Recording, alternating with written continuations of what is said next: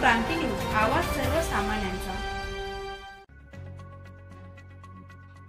दारूबंदीचे वादळ आता सुरगाणा तालुक्यात वेगाने पसरायला लागले असून दिनांक 11/9/2024 रोजी बुधवारी पळसण येथील महिला दारूबंदी व जनजागृती करण्यासाठी ग्रुप ग्रामपंचायत पळसण अंतर्गत पळसण, आंबेपाडा, जांभेपाडा व चिंचपाडा या गावांमध्ये संशयितांच्या घरी गेले असता त्यांना घरामध्ये दारू निर्मितीचे साहित्य व गावठी दारू विक्रीसाठी तयार करत असल्याचे निदर्शनास आले।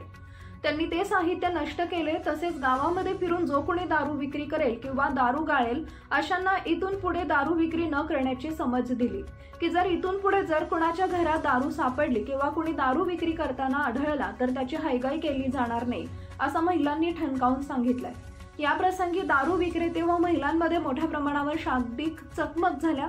त्यांना महिलांनी चांगलाच दम भरला आणि यापुढे दारू विक्री करायची नाही असं दरडावून सांगितले।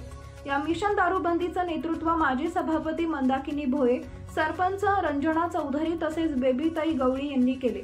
त्यांच्यासोबतच पळसण विभागातील पल्लवी धूम, सविता धूम आणि इतर महिलांनी सुद्धा मोठ्या संख्येने हिरिरीनं सहभाग घेऊन भक्कम अशी साथ दिली।